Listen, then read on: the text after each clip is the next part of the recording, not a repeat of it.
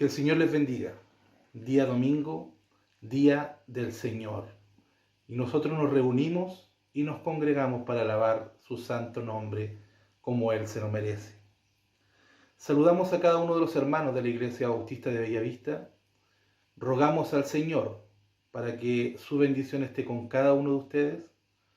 Saludamos también a los vecinos y a los amigos que nos ven por medio de los medios de tecnología los cuales estamos usando el día de hoy. Y rogamos al Señor también para que su bendición pueda estar con ustedes. Elevamos oraciones por nuestras peticiones. Y también invitamos a los vecinos y a los amigos, si tienen peticiones en su corazón, enfermedades o cosas que están perturbando su vida, pueden acercarse a alguno de nuestros hermanos y entregar sus peticiones a ellos. La Iglesia elevará oraciones al Señor y tenemos la seguridad y la confianza que nuestro Señor escucha nuestras oraciones y que también las responde. Damos gracias al Señor por cada una de las bendiciones que ha entregado a nuestras vidas. En estos tiempos complicados, difíciles, tiempos de pandemia, tiempos de cuarentena, en las que el poder salir, el poder reunirnos está un poco restringido, confiamos en que el Señor está con nosotros. Aún en todo este tiempo, el Señor ha estado en nuestras vidas y las misericordias y las bendiciones del Señor han estado junto a nosotros. Recordarles también que como iglesia seguimos con nuestras actividades. Nuestros tiempos de culto, los días martes a las 7:30, en el cual alabamos al Señor y escuchamos de su palabra, los días jueves, en el que estudiamos la palabra del Señor, y el día domingo, que también por la mañana elevamos este culto, y también en la noche nos reunimos para alabar el nombre del Señor. Nos reunimos de manera virtual, online, como tenemos que hacerlo en estos tiempos, pero sin duda el Señor ha sido de bendición en nuestras vidas. Hermanos que aún no se han conectado a nuestros cultos, les invitamos. Hay un lugar especial para cada uno de ustedes y hay bendición para cada uno de ustedes. Así que hay un tiempo y hay un lugar, hay un espacio. Igual que en nuestro templo hay un lugar, hay un espacio, hay una silla para cada uno del que se quiera acercar, también en nuestros cultos hay un espacio y un lugar para que usted se pueda conectar. Si no sabe cómo hacerlo, busque a un hermano, consúltele, él le va a indicar cómo debe realizarlo. Pero hay bendición para cada uno del que busca al Señor. Dice la palabra de Dios en el libro de Hechos, capítulo 3, del versículo 18 en adelante. Pero Dios ha cumplido así lo que había antes anunciado por boca de todos sus profetas, que su Cristo había de padecer. Así que arrepentíos y convertíos para que sean borrados vuestros pecados, para que vengan de la presencia del Señor tiempos de refrigerio. Dice el apóstol, anunciando y predicando al Señor y anunciando y predicándonos a cada uno de nosotros, instándonos a arrepentirnos y a convertirnos al Señor. ¿Para qué? Para que sean borrados nuestros pecados y para que vengan tiempos de refrigerio para cada uno de nosotros. Es la invitación del Señor. Vamos a orar para pedirle al Señor que envíe de su palabra para cada uno de nuestras vidas. Señor, gracias te damos por tu palabra. Gracias, Señor, porque la podemos leer y la podemos entender. Pero sabemos también que tú tienes un mensaje preparado para cada uno de nosotros en este día. Rogamos, Señor, para que nuestros oídos espirituales sean abiertos, para que podamos escuchar y entender el mensaje que tú tienes para nosotros el día de hoy. Te lo rogamos en el nombre de Jesucristo, nuestro Dios y nuestro Salvador. Amén.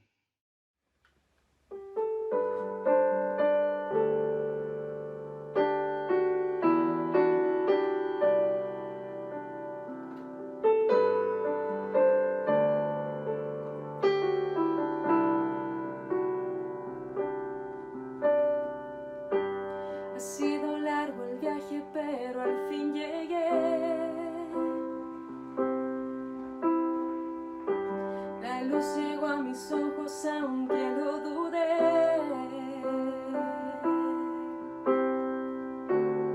Fueron muchos valles de inseguridad los que crucé.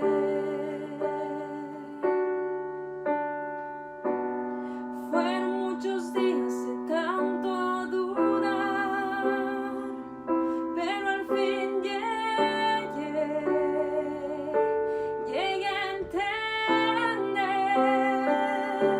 que para esta hora he llegado, a este tiempo nací, en sus propósitos eternos yo me vi, que para esta hora he llegado, aunque me ha costado creer, entre sus planes para hoy me encontré.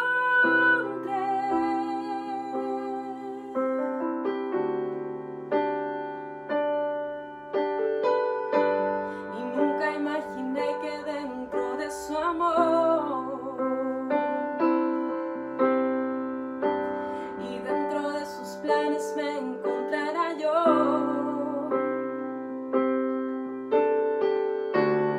Fueron muchas veces que la timidez me lo impidió.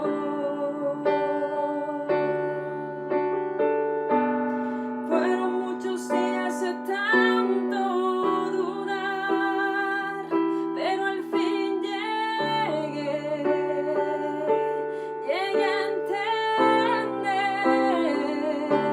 que para esta hora he llegado, a este tiempo nací, en sus propósitos eternos yo me vi, que para esta hora he llegado, aunque me ha costado creer, entre sus planes para hoy me encontré.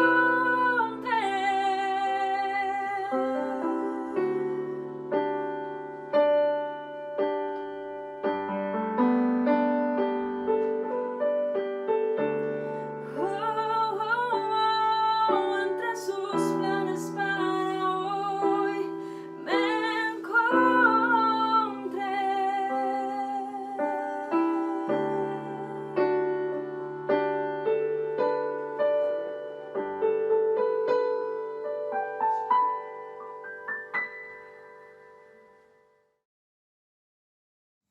Hermanos, damos gracias a Dios por estar juntos nuevamente.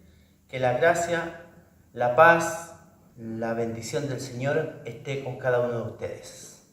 Le damos un saludo a las familias de la iglesia, a los amigos, a los familiares que cada día buscan en la palabra del Señor una instrucción, una esperanza, una palabra de vida, una palabra de paz. Damos gracias a nuestro Padre por estar siempre escudriñando las Escrituras y poder encontrar en ellas respuesta a tantas dudas y a tantos tiempos difíciles que enfrentamos. Hermanos, en el día de hoy queremos hablar de un tema bastante necesario en nuestras iglesias, en nuestra vida como representantes del Evangelio aquí en la tierra, y que tiene que ver con la conversión. Y cuando a usted le hablan de una conversión, estoy seguro que usted se acuerda de una conversión difícil, complicada, inesperada, una conversión que nadie esperaba, como fue la conversión de Saulo. Cuando hablamos de conversión, nosotros los cristianos, hablamos de un cambio de vida, hablamos de un sistema nuevo, de cambiar de camino, de cambiar de actitud, de cambiar de pensar. Cambiar los sistemas, las costumbres, los actos, todo aquello que está arraigado en el hombre. Nosotros hablamos de una conversión, de un cambio, de una vida nueva. Las cualidades en realidad de Pablo eran bastante conocidas y para el pueblo evangélico es fácil de poder revisar un poco en nuestras instrucciones desde niño, desde adolescentes, jóvenes, adultos, que Pablo fue un referente de un hombre egoísta, de un hombre inteligente, de un hombre preparado, de un hombre que sabía mucho y había estudiado bastante, pero que estaba en un camino bastante difícil, un camino oscuro, un camino de perversidad, un camino en el cual estaba, ¿verdad?, persiguiendo a la iglesia. Seguidor y perseguidor y castigador del pueblo del Señor. Dice la palabra allí en Hechos, capítulo 9, del 1 al 19, donde nos relata esta parte tan importante como es la conversión de Saulo. Amenazas de muerte contra los discípulos del Señor. Un hombre que perseguía a la iglesia, pidiendo autorización para traer preso a los seguidores del Señor. Hablamos, ¿verdad? Allí en la palabra también dice que este perseguidor de los hijos del Señor, aplastando a los creyentes, llevándolos en prisiones y castigando a aquellos que decidían seguir al Señor. La verdad, hermanos y amigos, que su conversión es una conversión bastante sobrenatural. No es como las conversiones que vemos en el día de hoy, que son bastante naturales, ¿verdad?, de decidir, de reconocer que hay pecado en nuestra vida, de reconocer que hay un camino que no es bueno, que no es recto delante de los ojos del Señor. Y la conversión de hoy es arrepentirse, es esperar en la promesa divina el perdón de nuestros pecados, es poder esperar la gracia del Señor en poder sustentarnos, en poder sanarnos, en poder activar en nosotros el Espíritu Santo de Dios para poder caminar e ir en pos del Señor de una manera diferente, fuera y libre definitivamente del pecado. Ahora, la conversión de Pablo fue bastante sobrenatural porque hubieron hechos aquí que a nosotros nos dejan, ¿verdad?, por la fe y la confianza que nosotros tenemos en la palabra y en las enseñanzas del Señor, no nos cuesta creer, porque nosotros sabemos que el Señor que nosotros tenemos es capaz de hacerlo todo. Es un Dios sobrenatural que puede hacer cosas que a nosotros no nos dejan a veces entender. Hay muchos misterios en las manifestaciones del Espíritu Santo y en la manifestación misma del Señor. Veremos allí en el versículo 3, ¿verdad? Le rodea un resplandor de luz desde el cielo. En el 4 dice, cayendo a tierra. Y él oye una voz en aquel momento complicado, resplandor de luz del cielo, cayendo a tierra, y oye una voz que decía, Saulo, Saulo, ¿por qué me persigues?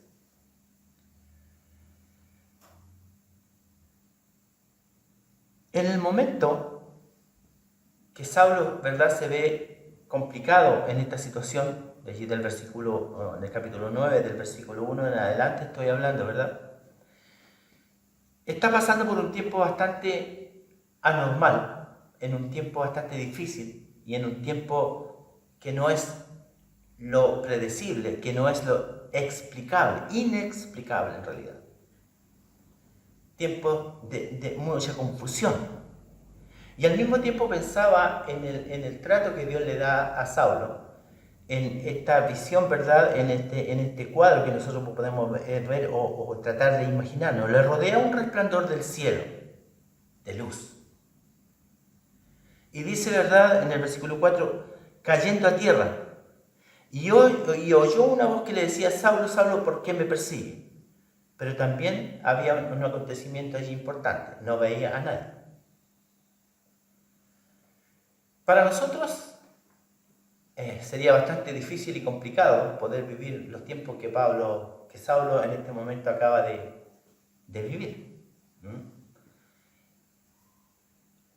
En el versículo 6 es notable también mencionar la respuesta de Pablo. Notar que Pablo, ¿cierto?, reconoce al Señor en el versículo 5. Anteriormente a esto dice, Pablo reconoce al Señor, versículo 5, y dice, ¿quién eres, Señor? O sea, claro, nosotros de alguna manera en la vida que tenemos en relación con el Señor y en relación con el Espíritu Santo, en relación con el Evangelio, hay acontecimientos que nos dejan o nos encaminan a entender un poco lo que es la voluntad del Señor.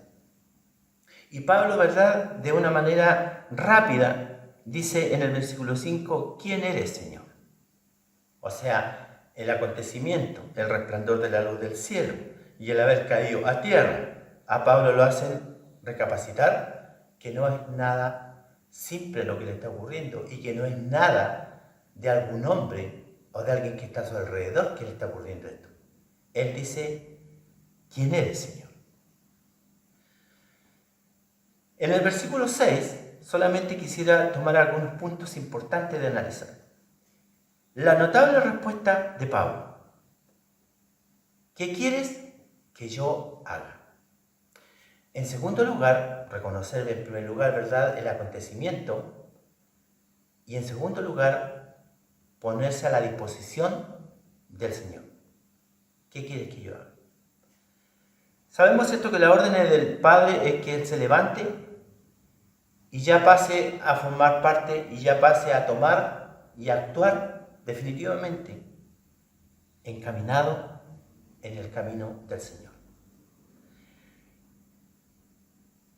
¿Está Pablo dispuesto a hacer? ¿Está Pablo dispuesto a obedecer? En el versículo 7 dice, ¿cierto?, que los que estaban con él quedaron atónitos. Dice que los que le acompañaban estaban, asustados, estaban admirados. Estaban viviendo un tiempo complejo, difícil de entender, tal como Pablo lo estaba viviendo. En este tiempo, cierto, que ellos viven un tiempo raro, de momentos de temor, de momentos quizás de susto, de miedo, ellos también estaban allí observando todo lo que ocurrió en esta conversión sobrenatural de Pablo. En el versículo 8 dice, entonces Saulo se levanta de tierra y abriendo los ojos se encuentra con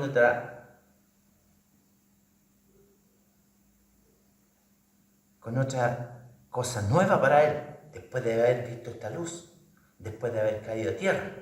Después dice que él se levanta y se encuentra que no ve. Una situación difícil para él. Dice la palabra en el versículo, ¿verdad?, 8.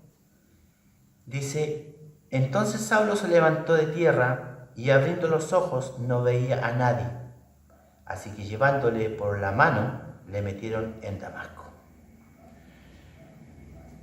Hermanos, 3 días sin comer, 3 días sin ver, 3 días sin beber.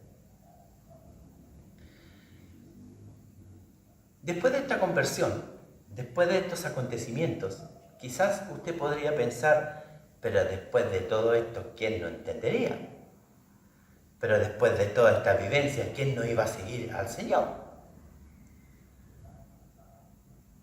Hermanos, en los días que vivimos, estamos pasando tiempos muy difíciles y complejos.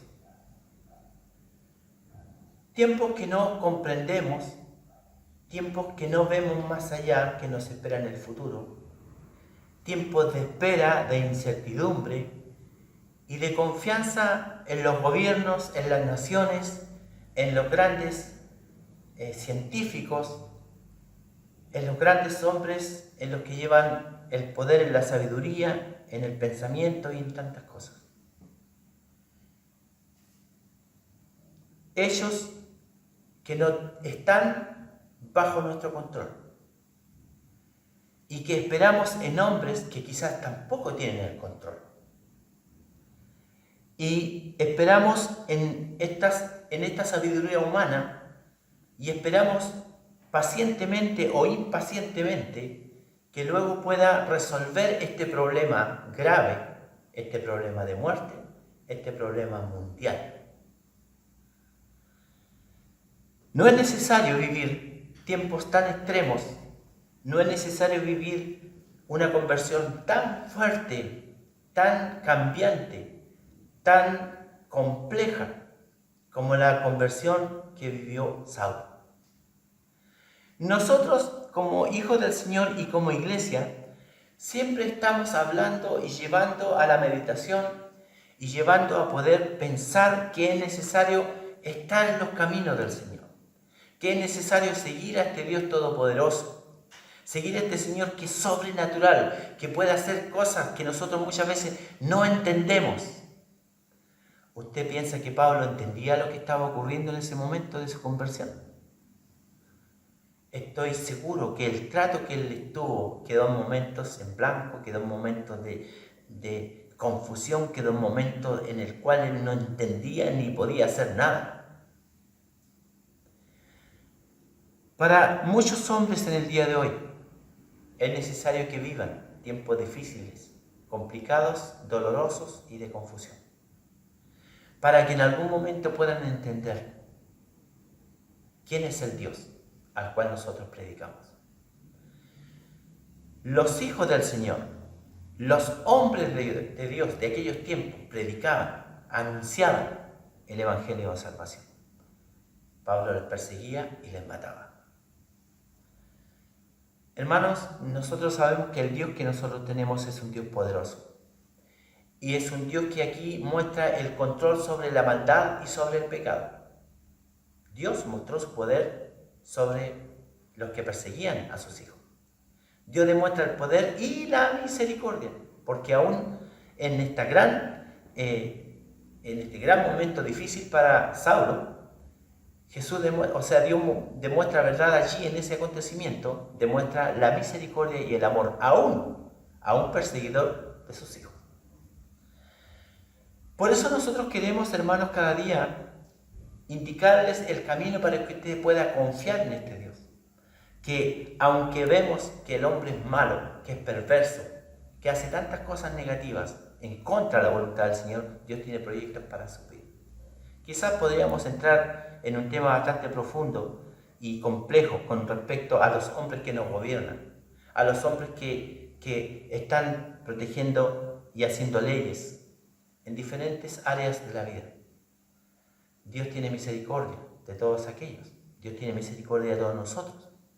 Y queremos, ¿verdad?, que el Señor pueda manifestarse de la manera que Él quiera, de la manera que Él sabe. Dios es soberano, es sabio. Hermano, ¿cuántos cristianos de aquel tiempo le pedirían al Señor? Pienso, haz esto con Saulo, haz esto con Saulo, que hace esto contra tu pueblo. No sé, hazlo desaparecer. Envíalo al infierno, mátalo. Quizás cuántos podían haber pensado eso por las actitudes de Saulo en contra del pueblo del Señor. Pero el Señor hizo algo espectacular. Hizo algo notable. Aquel acontecimiento que hasta el día de hoy a nosotros nos produce una gran alegría en nuestro corazón al ver cómo el Señor actúa de una manera tan potente y sabia a su manera, y haciendo siempre su voluntad y poder llegar a cumplir su voluntad, que está en hacer el bien al hombre. Primera parte, haciendo notar el tiempo, haciendo notar este acontecimiento que es sobrenatural y que es expectante a los que están alrededor de Saulo y también expectante a los que están alrededor en la iglesia. Pero también quisiera analizar un segundo punto de este mensaje que tiene que ver con la primera oración de Saulo. Dice la palabra del Señor. En el análisis de la primera oración de Pablo hay algunos puntos básicos, importantísimos, que nosotros debemos hacer notar.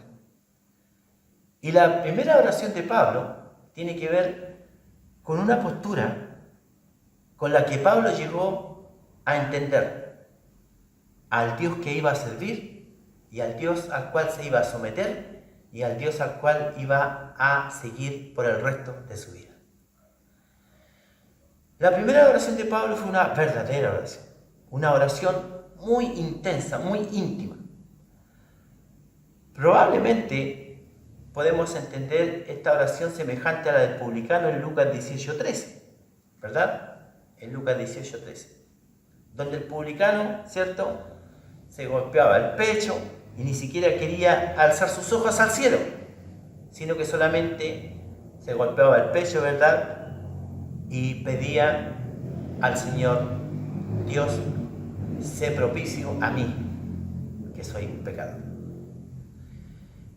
Podemos a lo mejor comparar o asemejanza esta oración del publicano como una oración también de Pablo, una oración que nace del corazón y que, al considerarse indigno, al considerarse, ¿verdad?, un hombre al cual no tenía ningún mérito para poder llegar a obtener la misericordia del Señor, él está haciendo una de sus primeras oraciones ante el Padre. Las oraciones verdaderas, hermanos, provienen de un corazón que está necesitado del Señor. La acción de Pablo fue según la voluntad de Dios. Por eso nosotros tenemos que aprender a orar y tenemos que aprender a asemejarnos, ¿cierto?, a parecernos a estos hombres de Dios. Primero, su oración fue muy verdadera, fue muy apasionada, fue del corazón. Fue de un hombre que consideraba que él no era digno, pero que sí estaba dispuesto a seguir a un Dios poderoso, en el cual se había manifestado con mucho poder sobre su vida y que él tenía que obedecer. Pablo se dispone en su corazón. Y esa expresión de Pablo que a nosotros nos marca como cristianos también. ¿Qué quieres que yo haga? Y la verdad, hermanos, es que nosotros como cristianos, nosotros como hijos del Señor, en el día de hoy debe haber en nuestro corazón y en nuestro pensar esa pregunta diaria: Señor, ¿qué quieres que yo haga? Y el Señor tiene proyectos para nuestra vida y el Señor tiene mucho trabajo para nosotros. Hay muchas cosas que hacer, no solamente dentro de casa, sino que fuera de casa. Mucho que trabajar en servicio de los demás, mucho que trabajar en el acompañamiento y en el seguimiento de Jesús. Pablo dispone su corazón y expresa: ¿qué quieres que yo haga? En el 22:10 dice: ve a Damasco y allí te diré todo lo que debes hacer. Ve al lugar que yo te indico y allí te diré todo lo que debes hacer. Él preguntó solo y actuó solo por la voluntad del Señor. Él no puso delante sus proyectos, él no puso delante sus programas, él no puso delante del proyecto del Señor lo que restaba que hacer, lo que tenía que restar o avisar o decir o comunicar. No, dice que Pablo se puso en la mano del Señor para poder avanzar y trabajar en la obra. Esta gran oración de Pablo provocó admiración en los demás. Una oración que provoca admiración, una oración que provoca espanto quizás en aquellos que vieron quién era Pablo y después ven a este mismo varón orando al Dios al cual él perseguía. Admiración, no queda otra palabra, ¿ya? Para Ananías era incomprensible que un perseguidor, ¿verdad?, que un perseguidor como Pablo orara de pronto al Dios al cual él rechazaba, no aceptaba y aún más perseguía. Era complicado entender. Alguien que es blasfemador orando a aquel Dios al cual blasfema, al cual no acepta, al cual no le sirve ni cree, y que tiene a lo mejor hasta la intención en el corazón de destruir a aquel Dios o a los que le seguían. Esta oración, ¿verdad?, que hay es un acto es como un acto de muchas cosas que produce la humildad, que produce la humillación de Pablo ante Dios. Esta oración provoca muchas cosas. Hermanos, la primera oración de Pablo fue respondida, fue aceptada por el Señor, fue tomada en el trono de la gracia. Luego su oración sigue una nueva vida y sigue el consejo de Dios. O sea, se toma de la mano del Señor, camina con Él y hace su voluntad. Cuando nosotros oramos, cuando nosotros hacemos oraciones de confesión, cuando nosotros estamos o amanecemos, ¿verdad? En el día, amanecimos con ganas de orar, de leer la palabra, tenemos sed del Señor en realidad. Por tantas cosas que ocurren, a veces los problemas, las dificultades, las preocupaciones, y todo aquello nos lleva a que tengamos sed del Señor. Vamos a la presencia del Señor a orar, a leer la palabra, a estar en comunión con Él, a adorarle un rato, ¿verdad? Y es aquello lo que a nosotros nos mueve. Yo, teniendo este mensaje, tratando de buscar y buscar en lo más profundo, o quizás no llegar a tanto, pero ver que la oración de Pablo, el acto de humildad, el acto de sometimiento, el acto de doblegarse ante la presencia de Dios, produce tantas cosas. Nosotros a veces pensamos, hermanos, que la oración es simplemente para pedir a Dios.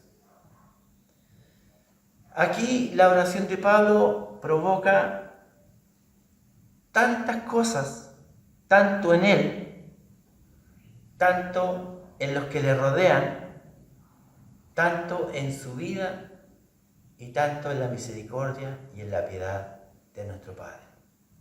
La oración de Pablo. Luego de la oración se refleja un cambio, se refleja un caminar diferente. Luego de esta oración, Pablo camina con una nueva vida, camina con la idea de servir, de ayudar, de bendecir, de dar vida, no de matar, ni perseguir, ni humillar. Después de esta notable oración, nosotros podemos ver que Pablo, podríamos decir, se levanta, mira hacia adelante y comienza a caminar con el Señor. Hermanos, quisiera leer allí en Hechos 26, 19 y 20. En Hechos, la palabra del Señor está llena de enseñanza. Y dice, ¿verdad? Cuando toma el consejo, cuando comienza con su nueva vida en el Señor, cuando recibe el consejo de Dios. Y dice, Pablo obedece a la visión. Y dice, por lo cual, oh rey Agripa, no fui rebelde a la visión celestial, sino que anuncié primeramente a los que están en Damasco y Jerusalén y por toda la tierra de Judea, y a los gentiles que se arrepintiesen y se convirtiesen a Dios, diciendo o haciendo obras dignas de arrepentimiento. Cuando hablamos de obras dignas de arrepentimiento, aquí hablamos también de la vida de Pablo, de la vida de este hombre que fue, ¿verdad?, tocado fuertemente por el Señor, que fue tocado sobrenaturalmente, que fue tomado, que fue tocado, que fue tirado al suelo, que fue iluminado por una luz del cielo, que va a levantarse porque entiende quién está sobre él es un Dios poderoso. Y él se levanta para poder primeramente reconocer que ese Dios es poderoso y que este Dios es misericordioso y que este Dios es de autoridad. Todo nuevo camino comienza, hermanos, todo nuevo camino comienza en el trono de la gracia del Señor. Me llama la atención esta expresión. Todo camino nuevo comienza en el trono de la gracia de Dios. Nosotros le invitamos a poder comenzar a caminar en un nuevo camino, en un camino de gracia, de misericordia y de amor, en un camino recto, en un camino donde ya no hay ideas en el corazón del hombre para hacer daño, donde no hay idea en el corazón del hombre para ser egoísta, donde no hay en el corazón del hombre pensamientos ocultos de tinieblas, de muerte, de envidia, de montones de cosas. Pablo está dispuesto a ir. Pablo está dispuesto a predicar. Pablo está dispuesto a hacer la voluntad del Señor. La primera oración de Pablo fue seguida de mucha alegría y de mucho gozo. Gálatas 1:16 dice, revelar a su Hijo en mí, para que yo le predicase entre los gentiles. Revelar a Jesús en el corazón de Saulo. Llevar a Cristo a su corazón. Llevar al Espíritu Santo de Dios, para que este hombre indigno, pecador, perseguidor, vaya y entregue y predique entre los gentiles. Esto provoca alegría. Cuando nosotros, hermanos, vemos, o cuando nos hemos revisado nuestra vida, y hemos visto que la misericordia y la gracia del Señor ha estado con nosotros, nos ha levantado, nos ha perdonado y nos ha puesto en el camino de la predicación, de la verdad. ¿Cuántos se han alegrado al vernos predicando? ¿Cuántos han alegrado nuestra vida al verles predicando? ¿Cuántos han alegrado nuestro corazón al verles trabajando en la obra del Señor? Esta oración de Pablo provocó también mucha alegría al ver que Pablo tenía la prioridad en el seguimiento al Señor. Hechos 21:22. ¿Qué hay pues? La multitud se reunía desierta, porque oían, porque habían escuchado que habéis venido.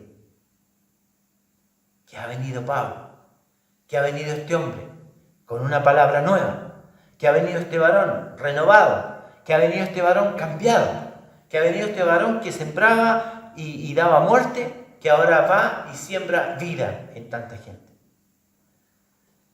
Y para terminar, esta gran oración y esta gran conversión de Pablo y este gran sometimiento al tiempo con el Señor fue seguida de una nueva vida de servicio en el ministerio del Señor. Fue enseguida un tiempo de mucho servicio, un tiempo de mucha entrega, un tiempo de mucha... Parece que Pablo, después de haber hecho tantas cosas negativas y malas de pecado, quiere recuperar tiempo. Quiere recuperar su tiempo y poder hacer el bien y predicar a este Dios de amor, a este Dios de salvación, a este Dios de perdón, y va y comienza su ministerio. Inmediatamente comienza a testificar, inmediatamente comienza a hablar del Señor, inmediatamente comienza a predicar en su ministerio tan hermoso. Importante leer, hermanos, allí en Hechos 20:22, también, que la palabra siempre a nosotros nos deja tranquilos al poder leer y poder dar a entender lo que el Espíritu de Dios nos quiere decir. Dice allí en Hechos 20, que también nos deja un poco en ese caminar de Pablo, en sus partidas, en su necesidad de hacer la voluntad del Señor, a nosotros nos pone un poco triste también. Dice la palabra, ahora, he aquí, ligado yo en espíritu, voy a Jerusalén, sin saber lo que allá me ha de acontecer. Salvo que el Espíritu Santo, por todas las ciudades, me da testimonio diciendo que me esperan prisiones y tribulaciones. Pero de ninguna cosa hago caso, ni estimo precisa mi vida para mí mismo, con tal que acabe mi carrera con gozo y el ministerio que recibí del Señor Jesús para dar testimonio del Evangelio, de la gracia de Dios. Y ahora, he aquí, yo sé que ninguno de todos vosotros, entre quienes he pasado predicando el reino de Dios, verá más mi rostro. Por tanto, yo os protesto en el día de hoy, que estoy limpio de la sangre de todos, porque no he rehuido anunciaros todo el consejo de Dios. Por tanto, mirad por vosotros y por todo el rebaño en el Espíritu Santo os ha puesto por obispos para apacentar a la iglesia del Señor, la cual él ganó por su propia sangre. Porque yo sé que después de mi partida entrarán en medio de vosotros lobos rapaces que no perdonarán al rebaño. Y de vosotros mismos se levantarán hombres que hablen cosas perversas para arrastrar tras sí a los discípulos. Por tanto, velad, acordándoos que por 3 años, de noche y de día, no he cesado de amonestar con lágrimas a cada uno. Y ahora, hermanos, os encomiendo a Dios y a la palabra de su gracia, que tiene poder para sobreedificaros y daros herencia con los santificados, con todos los santificados. Ni plata ni oro, ni vestido de nadie he codiciado. Antes vosotros sabéis que para lo que me ha sido necesario a mí y a los que están conmigo, estas manos me han servido. En todo os he enseñado que trabajando así se debe ayudar a los necesitados y a recordar las palabras del Señor Jesús, que dijo: más bienaventurado es dar que recibir. Cuando hubo dicho estas cosas, se puso de rodillas y oró con todos ellos. Entonces hubo gran llanto de todos, y echándose al cuello de Pablo, le besaban, doliéndose en gran manera por la palabra que dijo, de que no verían más su rostro, y le acompañaron al barco. Es ahí cuando nosotros, hermanos, vemos la vida, vemos la entrega, vemos el amor, vemos la convicción. Por eso vuelvo al inicio, la conversión de Pablo. La conversión de Saulo, que luego es Pablo. Esta conversión, que después de estos acontecimientos tan sobrenaturales, hay un tiempo de reconocimiento al Dios que le llama. Hay un tiempo de sometimiento al Dios que le llama. Hay una oración de confesión, de reconocimiento al Dios que le está hablando. La respuesta de Pablo es: ¿qué quieres que yo haga? La oración de Pablo provoca muchas cosas en todos los que le ven, en todos los que les acompañan. Su oración entrega mucha información para el pueblo de Dios. Hermanos, quiero terminar diciendo que la conversión nuestra es algo sobrenatural. Que el momento de humillación nuestro ante Dios es un tiempo muy especial. Y que al levantarnos y al poder mirar al Señor y decirle al Señor: ¿qué quieres que yo haga?, hay mucho que hacer. Pablo, en todas sus convicciones, en todo su arrepentimiento, ya no le interesa más vivir para él, sino que su vida está en las manos del Señor. No le interesa tanto el oro, la plata ni nada de aquello, pero nunca le ha faltado. Pablo, un hombre fiel del Señor. Salir a testificar, hacer las tareas que el Señor nos invita, saber y entender.